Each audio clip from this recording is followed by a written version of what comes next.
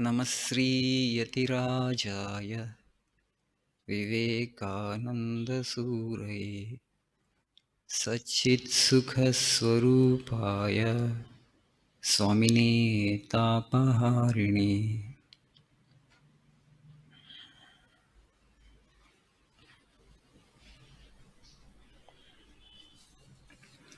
You have seen on the screen today's topic of discussion: progress versus contentment. All the scriptures in the world, without an exception, ask us to cultivate contentment. Oh man, only when you have contentment, you will have peace and happiness. Without contentment, no peace or happiness can be had. But if you see our lives, nobody is contented. Everybody wants something more. Why? Why we find it so difficult to develop contentment? You see, contentment becomes possible only when you understand the goal of life, when you understand the nature of the human existence. There is an infinite spark in all of us. That infinite will not let us to be contented with limited things. Basically, this infinite is seeking to become the infinite again. But we don't understand where the infinite lies. So we are seeking the infinite on a material plane. That's the reason nobody is contented. You are seeking the infinite at a wrong place. The limited things actually you are searching for the infinite.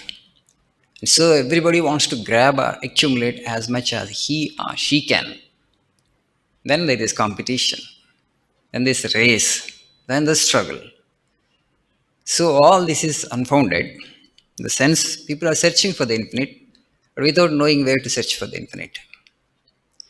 That's the reason all the scriptures in the world ask us, be contented, be satisfied with whatever the material arrangements that you have got without much effort.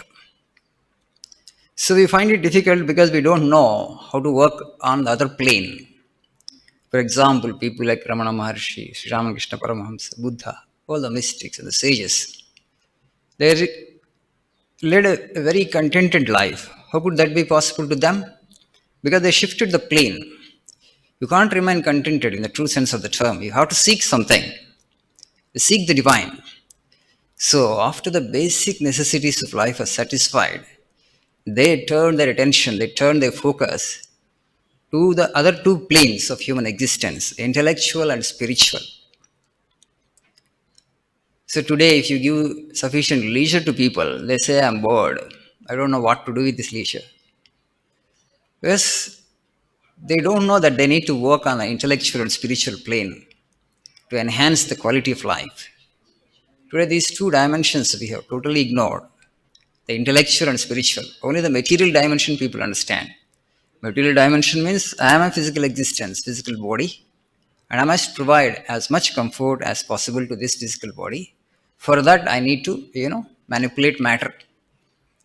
The greater the number of things I have, the better actually is my life. That is the conclusion. But it is not the truth. You just see how many people are really happy. So it's very important actually you draw the line with regard to the physical necessities of life, how much you need. And the basic necessities of life are satisfied, you must not long for more. Then you turn your attention, change the direction of your life, and start working on the intellectual and spiritual plane. So that's how actually you'll be able to enhance your quality of life. But now people are not able to remain contented, even if the scriptures tell us and our elders ask us, the people of wisdom, the sages. Why? Because your inability to turn to the intellectual and the spiritual is at the root cause of the problem. So it is very important. You develop contentment. And that become possible to you when you become a spiritual seeker. Others may be accumulating material things. People around you may be longing for more money. They have money, they have properties, but they want more. They have that insatiable longing for those material things. Whatever you may give, still they won't be contented. They want something more. But you will be able to lead a more peaceful and contented life when you change the direction of your life. You start working on the spiritual plane, higher plane. Society may not consider you a successful man, but it should not bother you, may not recognize you. In the beginning, definitely they won't recognize. Even Sri Ramakrishna Paramahamsa, they called him as a mad Brahmin. They dismissed him as actually something whose brains, he had lost his brains, they thought. Right? That was the conclusion of the society, contemporary society. But he never bothered. Okay? He never took the opinion of the society seriously. Because he knew most of the people were leading very shallow lives. They were not knowing the purpose of life. They understand only material life, they don't understand any other dimension of human life. So he never bothered to satisfy the society. He just explored himself and then exploded into bliss in the end. The highest state of spiritual experience, namely Nirvikalpa Samadhi, he had attained. And then the attention of the whole world turned towards him. Not during his own lifetime, now actually it's more. And the years to come, it will be more. You will be forced to read the lives of these people. You will be compelled to read the teachings of these people. Because that thirst is always there in you. That infinite actually is longing to go back to the infinite. You are searching at a wrong place now, you will not get it. Society may consider you a successful man. You might attain so many things of the physical world, right? But still, inwardly, you will not be happy. That happiness which you are really seeking, that eternal happiness, that eternal peace that you are seeking, comes only in the spiritual train. Once you attain to that spiritual ananda, spiritual joy, once you touch the core of your being, which is Atman, which is self, which is consciousness, then you are totally fulfilled. Then you are established in yourself. Then there will not be any longing thereafter. You are totally established in yourself, in your infinite existence. Till you attain to that state, the struggle will go on, the effort will go on. Everybody will be trying for something more and something more, something more. Nobody actually can sit restfully. So they don't know, they are not able to figure out what they are longing for. Most of the people, that is the problem. So my neighbor is accumulating things, let me also accumulate. So he has accumulated more than what I have, and so let me accumulate more than he has. So there is a race. There is a kind of competition. And in this kind of race and competition, you are highly unlikely to get real peace and happiness. You can't sit with yourself restfully for a few minutes. And how is it possible to have peace? A little peace. Forget about that ultimate peace, the peace that passes all understanding, the highest joy. Even in the relative world also, we'll have to lead only restless lives. Most of the time, today's generation of people, they get little rest only in sleep. In sleep. Daytime, there is no rest. Okay. Only in sleep, actually, you rest. You get a little rest, and that actually drives you again during the day. So during the day, it's all full of stress and anxiety because you want to have something, you want to attain something.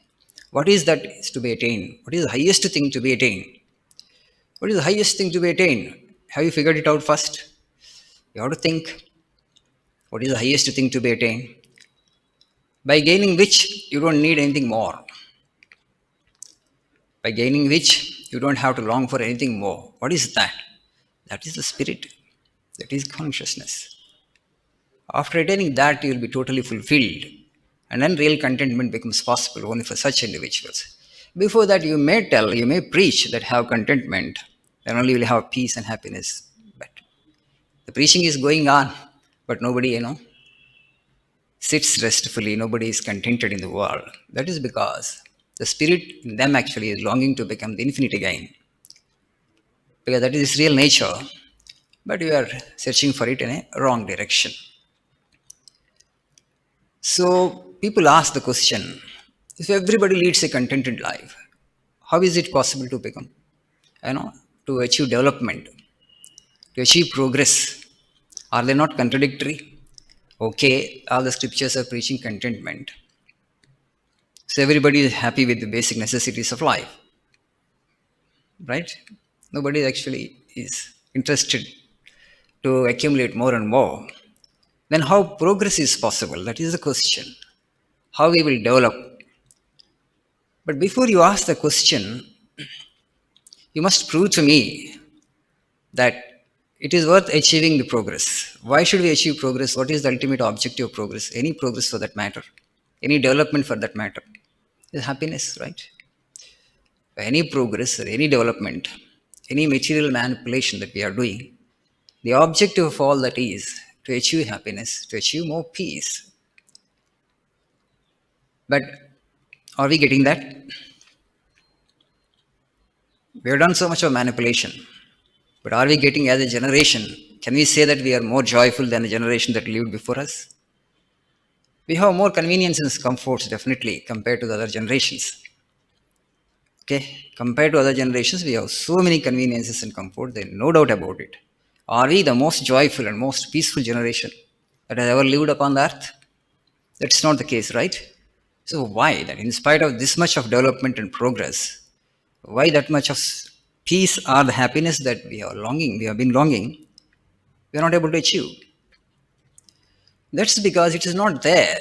It is not there at a psychological plane or at a physical plane. Perfection belongs to the realm of the spirit alone. Only consciousness is perfect. Only soul is perfect.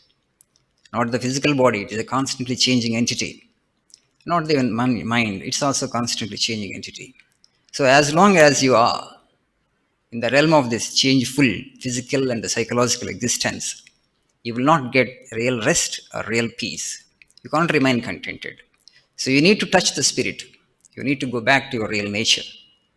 So the progress that we have achieved has not helped us to enhance, okay, our joy or peace. It won't.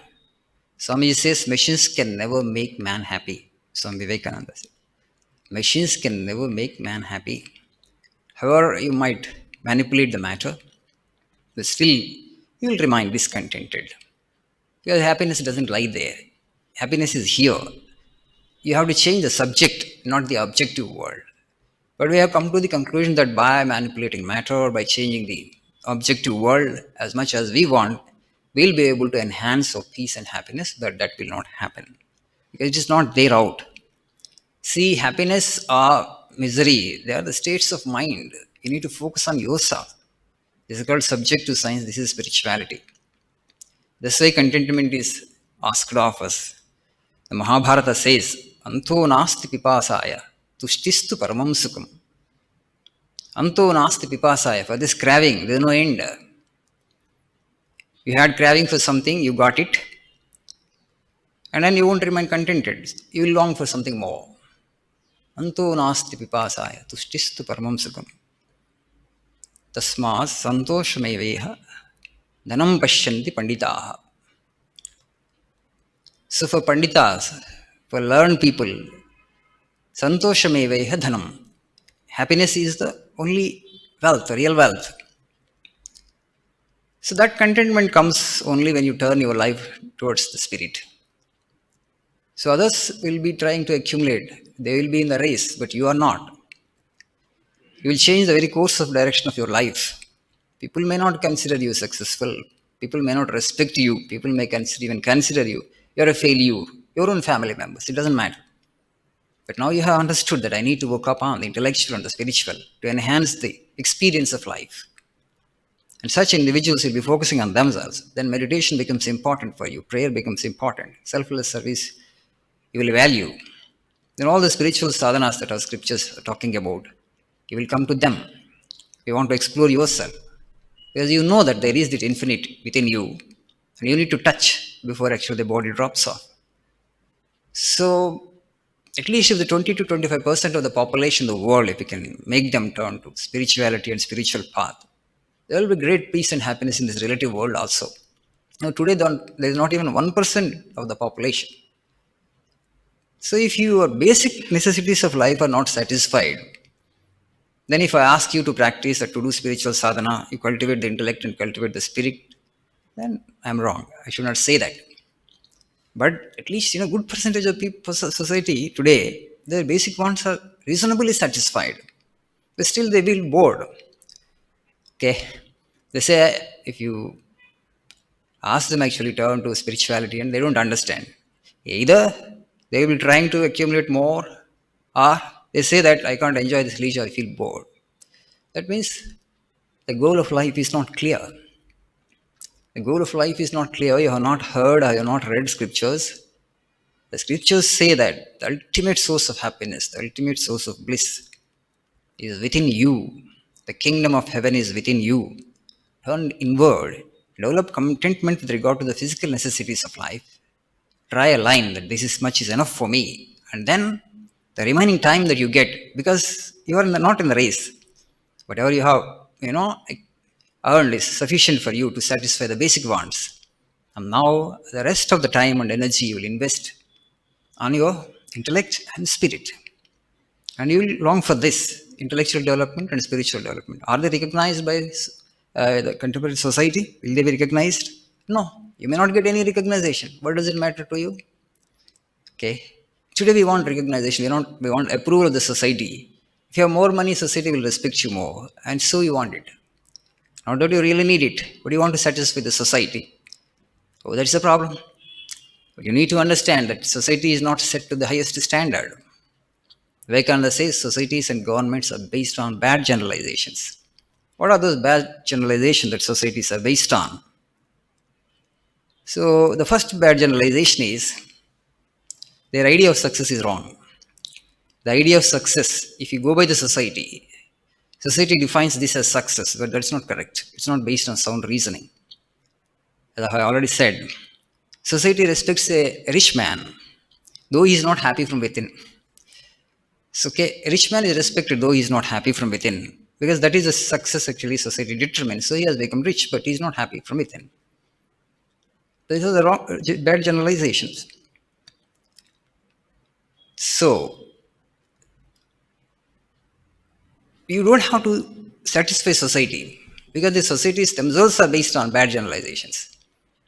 That is not set to the highest standard. Suppose the society is set to the highest standard, then actually you can imitate society. You can try to satisfy society. As the society in the present state of development is not set to the highest standard, you should not bother to satisfy the society, the people around you. They should not determine the course of your life. You need to determine the course of your life, whether they approve it or whether they disapprove it, whether they may praise or they blame you, whether they recognize you as a successful life or not. That should not matter to you much. You must go by your own conscience, by your own inner voice, what it says. Where I need to search for happiness, where I need to search for peace, where I need to search for bliss, where I need to search for immortality.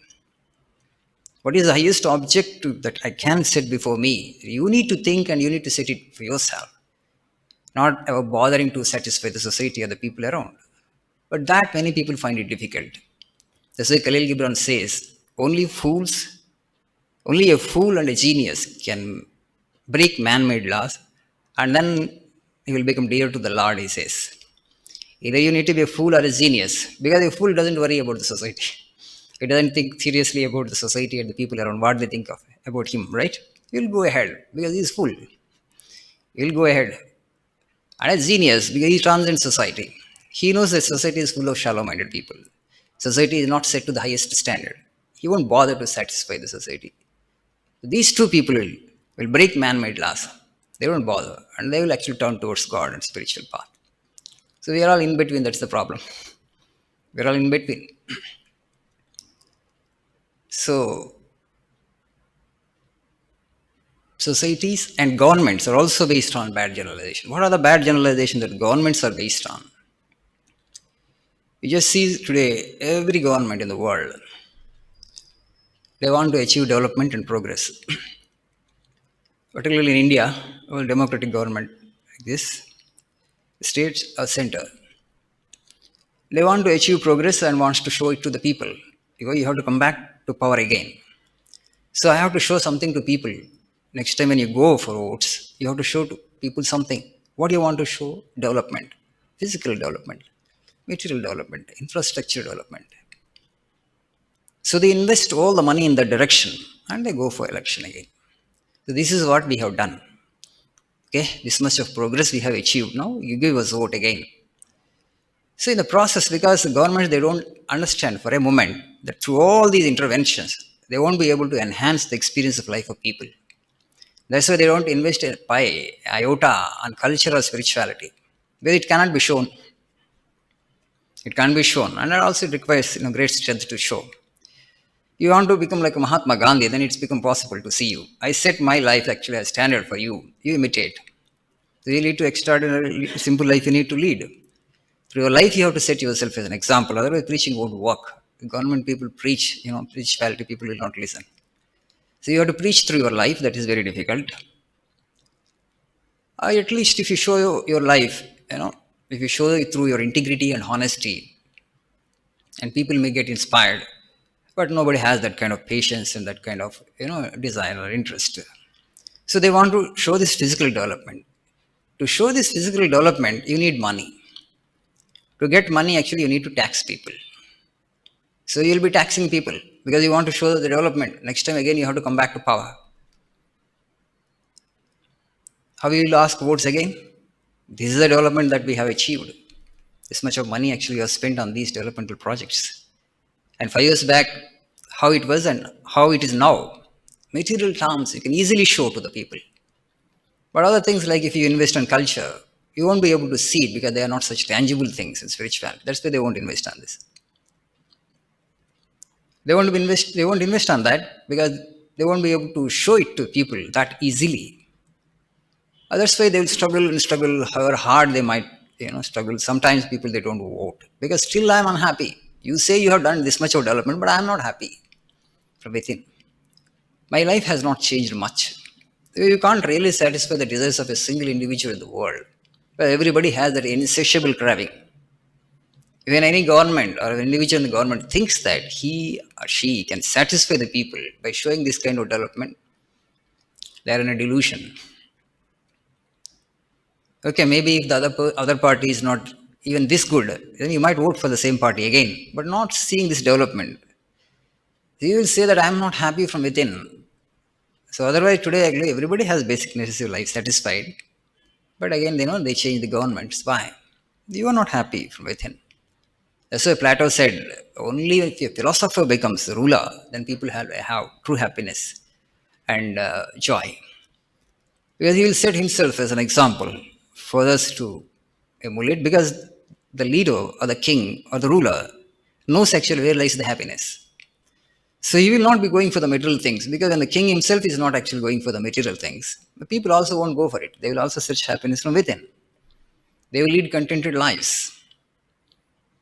The king, the ruler himself actually is not going for luxury, and people also won't go for it. Then there is no competition, there is no rat race. Ruler himself doesn't want. He's sitting on a throne, but it's like a fakir is sitting. And people also will imitate, will do the same. But today it's not the case, right? You know the conditions. They believe that only physical development is a development. And that will help people attain peace and satisfaction and happiness. It is not happening. Sometimes they are voted to power and sometimes again they are dethroned. It happens, but no. So these are the bad generalizations that governments are based on. Thinking that physical development will give us happiness. It will never. It is intellectual and spiritual culture that is needed to enhance the experience of life. The joy you have to draw from within, not the material things that you accumulated around that will give you happiness and joy. Joy is a state of mind. You need to know how to manipulate the mind. But in our culture, we insist on transcending the mind, conquering the mind. Beyond the psychological space lies the spiritual space, which is perfect, which is infinite, which is immortal. This is very subtle. So every individual, every human being has this potential, has the capacity to become one with his maker, to become one with the source of the universe, not an ordinary possibility. Subjective experience. That people, they become really powerful. If you touch spirit, you will become really powerful. As far as the manipulation of matter is concerned, you can do anything you want, but they will not do it. They talk about siddhis. this Anima Garima. You can become the smaller than the smallest, bigger than the biggest.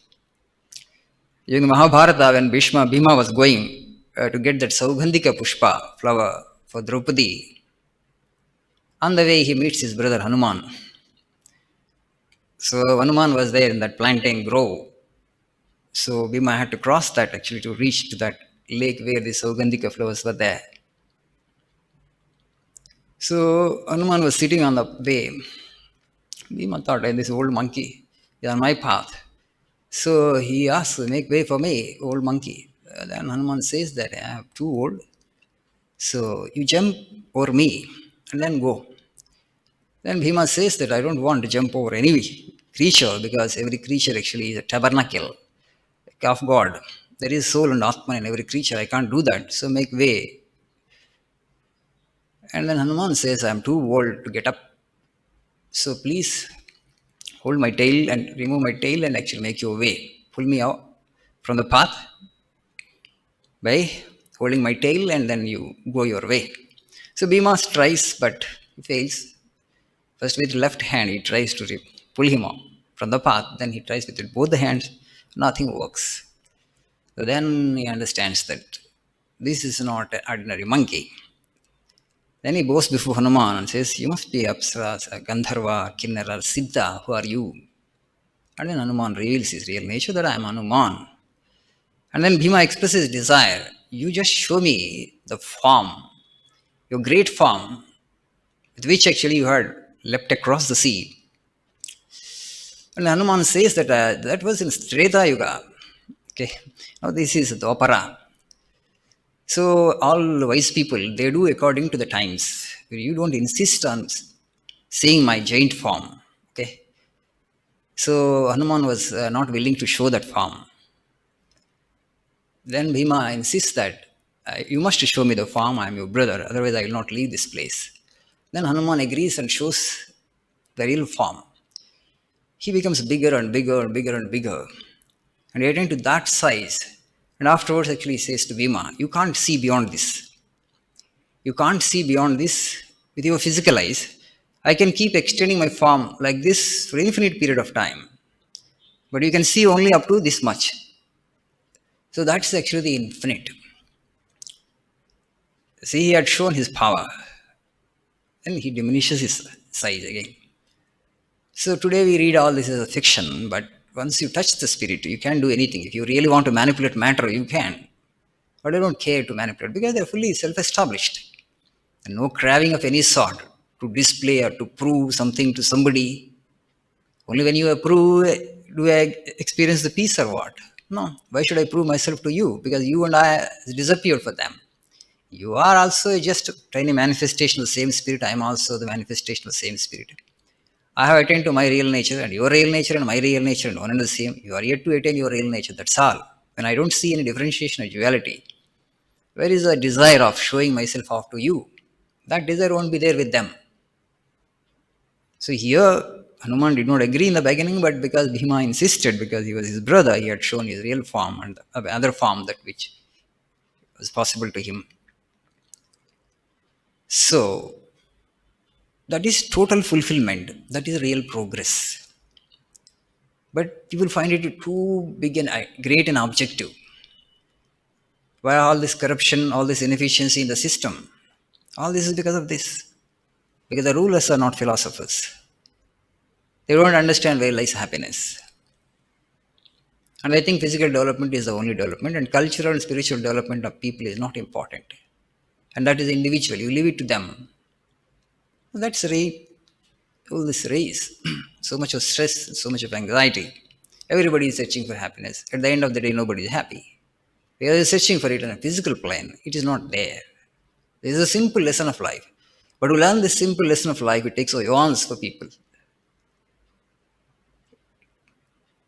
Everybody wants to satisfy the society. Everybody wants to live like their neighbor.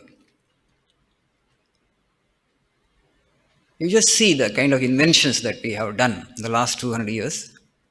A great many inventions, right? So much of manipulation of matter.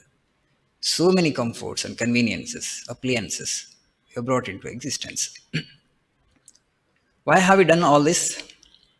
The objective actually was to have more leisure at our disposal, right? Why do we invent all these things? We will have more leisure. Why you want leisure? Because when you have leisure, you can have intellectual and spiritual development. That is the idea. You don't want to work 16 hours a day, right? That's why we have invented machines. You don't want to work that much physical labor, manual labor. Why should I do? So you have invented a shortcut. Instead of you working for 16 hours a day, the machine does it for you in a half an hour or 5 minutes. And then you have more time at your disposal so that you can use the time for some other purpose for intellectual and spiritual growth. But the reverse has happened. People don't have leisure at their disposal. Running all the time. Swami says, Swami Vivekananda, without leisure, no intellectual or spiritual development is possible. Today, people are not even reading books. So, intellectual development is also forgotten. Forget about spiritual development. That requires sadhana, that requires a kind of taste. A little spiritual seed must be there. Forget about spiritual development, intellectual development also becomes so difficult because you don't have leisure. You have to be on the run all the time. Why this has happened? Because of urbanization and luxury that is available for the modern man. So this urbanization has increased the need for money. Things become costly because huge number of population actually has congregated on particular place. Housing becomes costly. Other necessities of life becomes costly. Education becomes costly. Health becomes costly. And so to pay for all this, and also you want to have all the things that your neighbor has. You want to be, on par with the person who is just living next to you.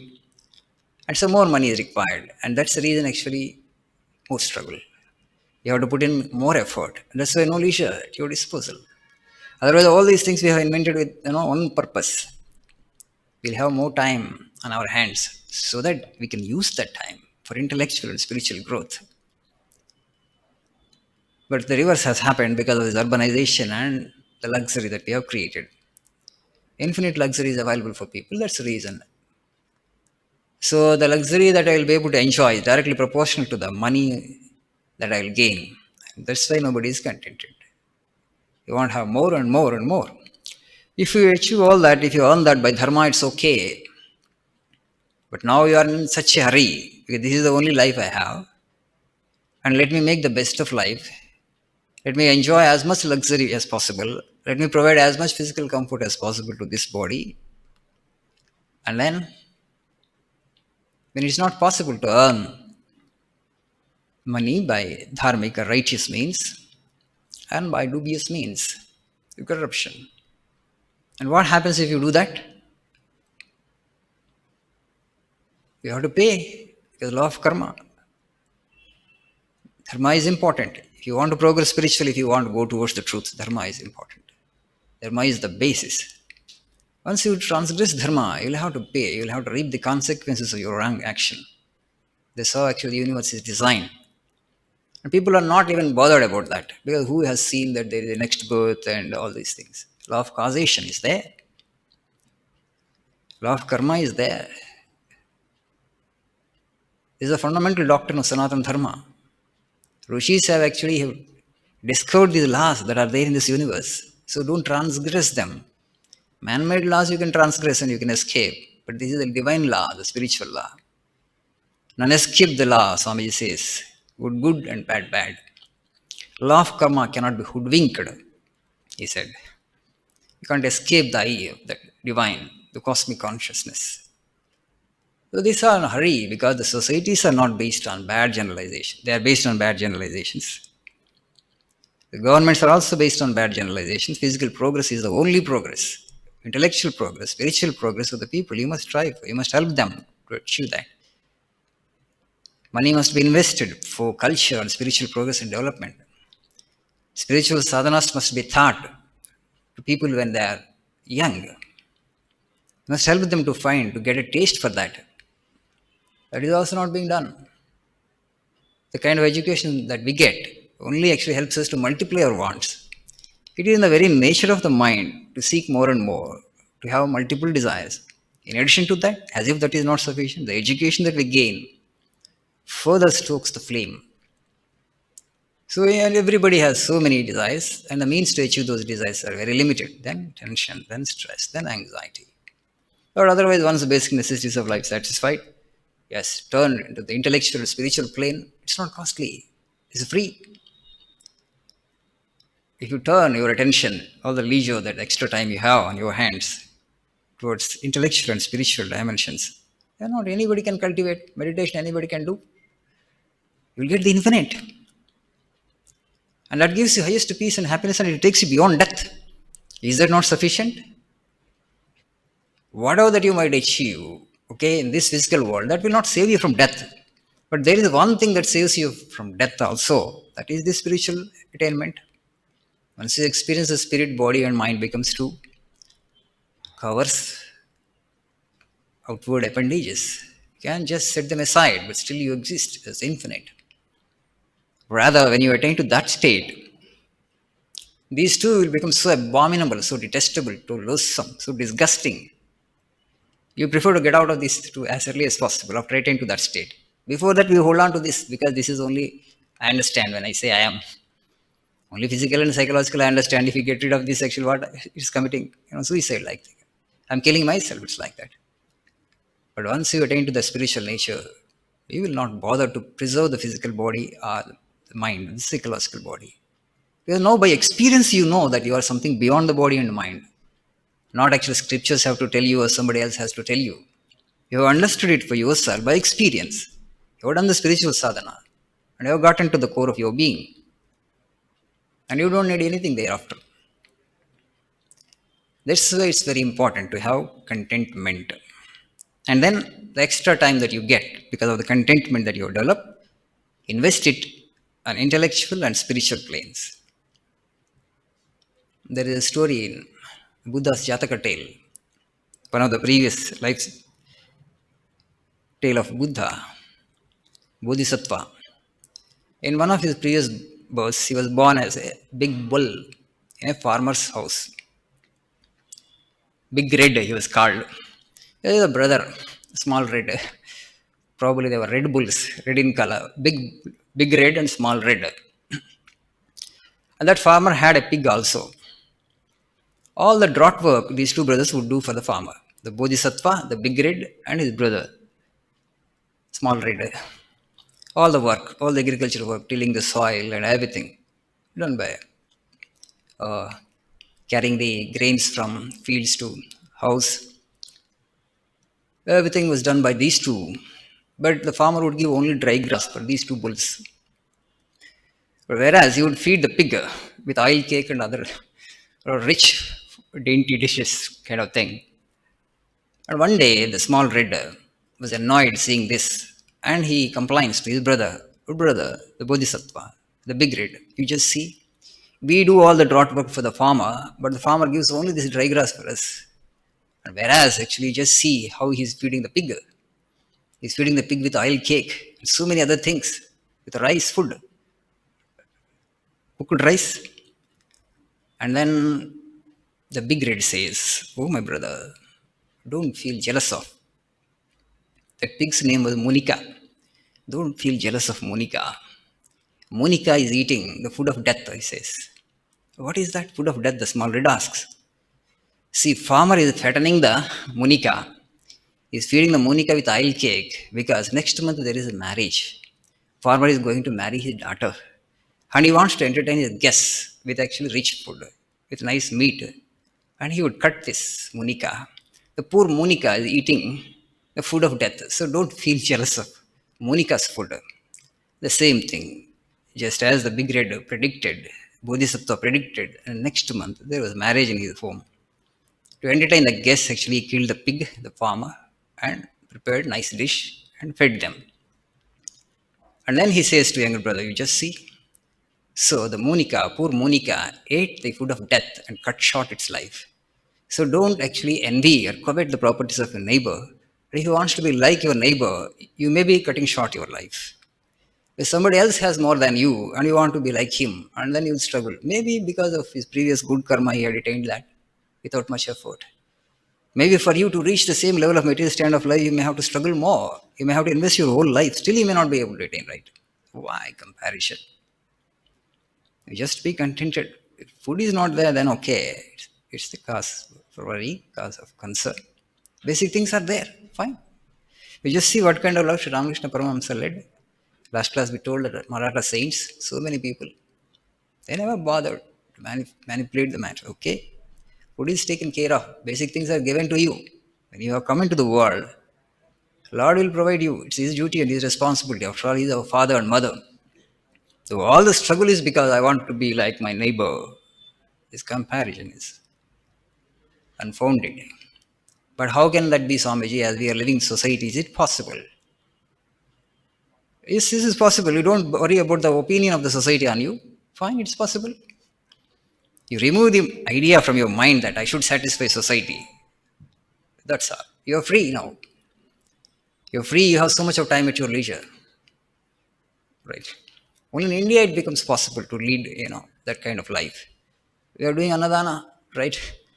So the last year actually, some people came to me. As Swamiji, we are trying to, we are an organization which works for the eradication of beggary. He said, okay, we don't want to see beggars in society. We want to remove begging from the society and the country. Then I told them, actually, you have come to a wrong place. I myself I'm a beggar. So you come to a beggar and ask him. So, right? We worship beggars in this country. Shiva was considered the first beggar, Adi Bhikshu. Buddha is considered another beggar, Mahabhikshu, the great beggar. Right? We worship fakirs. A strange thing happens in this country. Shirdi Baba, people are going thousands to Shirdi today. What was he? What kind of life he led? A beggar, right? Fakir. You worship fakirs and you accumulate so much here. Why? You worship beggars ultimately in the end. Buddha, you worship means what? A beggar you are worshipping. Ramana Maharshi, only loincloth. Okay, ultimate beggar. You want to accumulate things again, you can't part with them. Okay, you accumulate and have the heart and to part with that also. You have as much as you really want, as much as you really can consume, can spend for yourself. The remaining things and the rest, anyway, you won't be able to enjoy that. You won't be able to use it for yourself or your immediate family members. At least part with that. Some punya will come, some merit will come. That also you can't do. You can only accumulate, you only know how to accumulate, but you can't part with that. Then that is entanglement. Okay? Like the caterpillar that builds a nest around it and cannot come out of it and imprisons itself and dies in that. That's how we are. Many people are leading lives. You accumulate, but they can't part with it. Can they enjoy all the things that they accumulate? No, they can't even enjoy. But again, they can't give it to others also who don't have basic necessities. Then why do you accumulate in the first place, which you cannot part with? Here you are worshipping beggars, and then you accumulate and you can't disseminate, I can't distribute. Paradoxical lives, not reflecting. You don't reflect and you don't think. We are just getting carried away by the current. No originality, no original thinking. You just analyze the nature of life, how great people have lived. Why can't we lead? Why can't we follow in their footsteps? If we think on that, the real wisdom comes. Wisdom comes. There are so many stories in Buddha's life and also the lives of other saints. The one great problem in the today's society is insecurity. As soon as a child is born, the parents think about what is a good school. Okay, anyway, you can't ask the child for his opinion. After 4 or 5 years, when put the child in the school,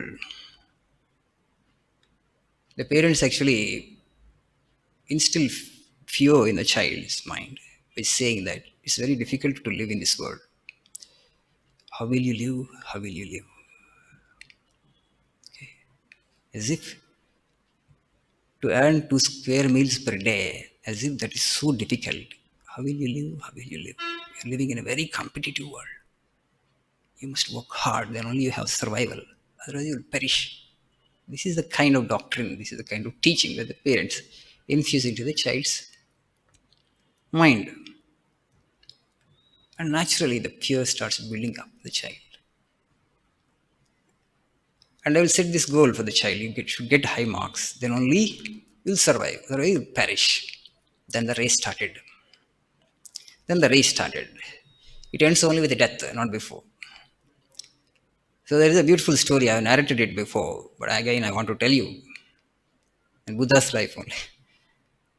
The great flight of the bees. How we live, that story actually wonderfully demonstrate how we live in today's society. So, in one of his previous births, Buddha was born as a lion, a great lion. He was the leader of the forest. He was living in the Western Ghats. So one day he saw when he came out of the den and he was just gamboling, looking at beautiful nature. Suddenly he saw all the animals were running towards the sea. Western Ghats and Arabian Sea next. The first time he saw a strange spectacle. Elephants, tigers, bears, buffaloes, deers, wild boars, rabbits, bears, all the animals in great fright they were running towards the sea as if they wanted to commit suicide in en masse. All of the animals wanted to jump into the sea and commit suicide. It all appeared like that. They were running with such speed. He was surprised. What happened? What calamity had befallen these animals? They were running with such fright. Then he joined them. Then he ran and ran and actually overtook all of these animals. And then turned towards them and shouted, "Stop! Where are you going? I'm the king of the forest. You should have informed if you have any fear, if any calamity has befallen upon you. Why are you running towards the sea like this, as if you all want to commit suicide?" And then he asked the strongest animal, a tiger, what happened? The tiger said, "I don't know. Elephants started running and we just imitated elephants."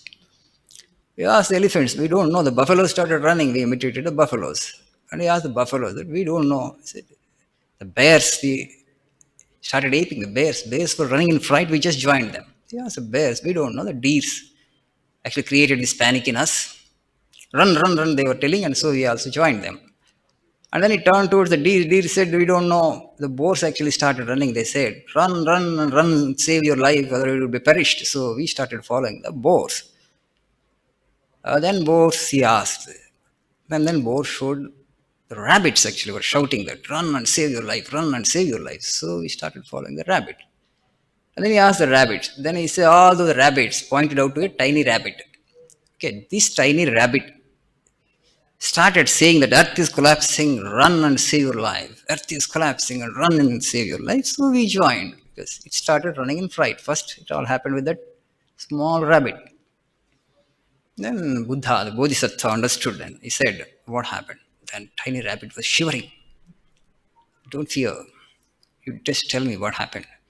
So he took the tiny rabbit on his back and then ran to the place. Rabbit was showing like that, there. So Buddha was, "You just show me the place, what happened?" Then he went to the place where the tiny rabbit was living. There actually there was a palm tree and a bilwa tree, both in the same grove, side by side. So this rabbit was living at the bottom of that palm tree, with the base of the palm tree. And suddenly it had a dream. Before getting bit, it had a dream that earth was collapsing. So how I would save my life? Earth was collapsing. Bad dream, a nightmare. And it opened its eyes. And suddenly actually that bilwa fruit, a ripened bilwa fruit fell on a dry palm leaf and made sound thud. That's all. So because at the time when dream was about to break, it was going on in its mind that earth was collapsing, and now it heard the sound. Yes, it's true, earth was collapsing. Now I have to save my life. So it started running in panic, shouting to all the animals around, that saying that earth is collapsing, save your life. Earth is collapsing, save your life. So all the animals joined, one by one, one by one. So then Buddha comes back, the Bodhisattva comes back and tells all the animals, this is what happened. No, earth is collapsing, everything is fine and perfect. Okay, go back to your dens, go back to your places and live happy lives, he told. Today, we are also conducting ourselves like that. Vivekananda beautifully says, how are we conducting our lives? Like a thief pursued by a policeman, he says. Like a thief pursued by a policeman. So because thief cannot look this way or that way, right? Because behind there is a policeman. He has to escape him. He can't look this way or that way. He has to walk straight, run. We are conducting ourselves like that, he says. We have come with this much of intelligence, this much of brains, the most beautiful of Lord's creation. Okay.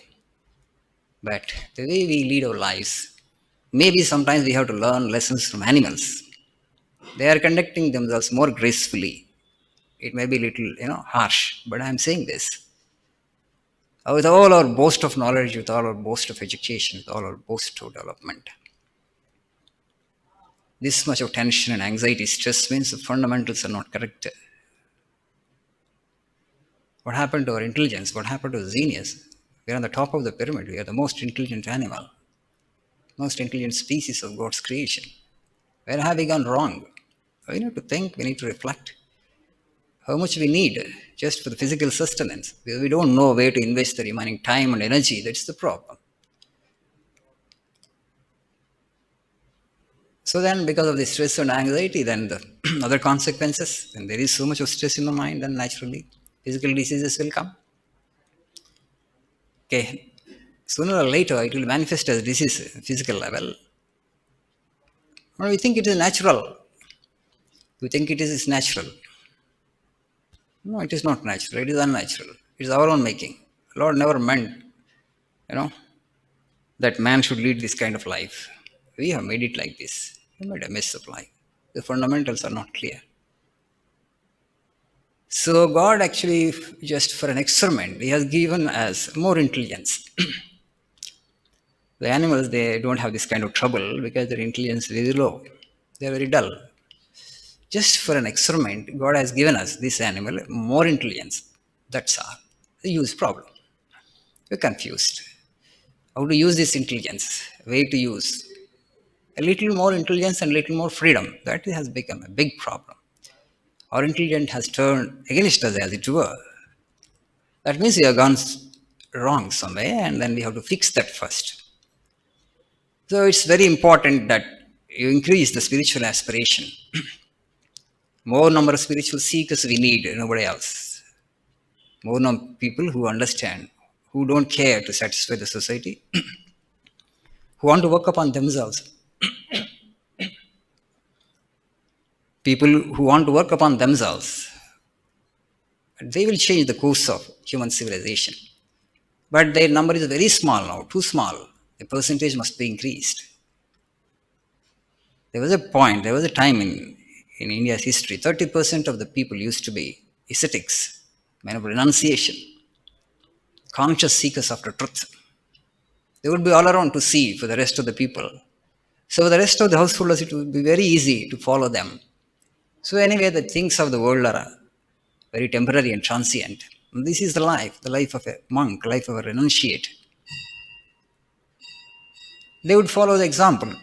They were leading household lives, but they were contented. All the extra time they would invest only for intellectual and spiritual development. So there was no tension for them. We have to give up everything, whatever you accumulate, whatever you achieve here. One day you'll have to get out of this world. This is a very brief happening. Everybody had that understanding. So they would hold on to dharma. And because I have to evolve from this birth to next birth, next birth to next birth, I need a higher birth, higher life. That will be possible only if I lead a dharmic life. If I conduct myself according to dharma, then only it becomes possible for me to get a higher birth. They all had the understanding, they would conduct themselves in that way. So, societies, great societies we could create. But something actually has gone wrong somewhere down the line. And now that's the reason. We are modern, we are in 21st century, but we are not as joyful as the generation that lived before us, though we have so many conveniences and comforts compared to them. We can enjoy these things, and if you want to have more peace and happiness than what they had enjoyed, the only way is to become spiritual. You have to come to the spiritual path, that's the only way. You must learn to worship these fakirs consciously, these beggars. Okay? So, beggary is, after all, not a bad profession. People actually consciously wanted to become beggars because beggar is held in very low esteem.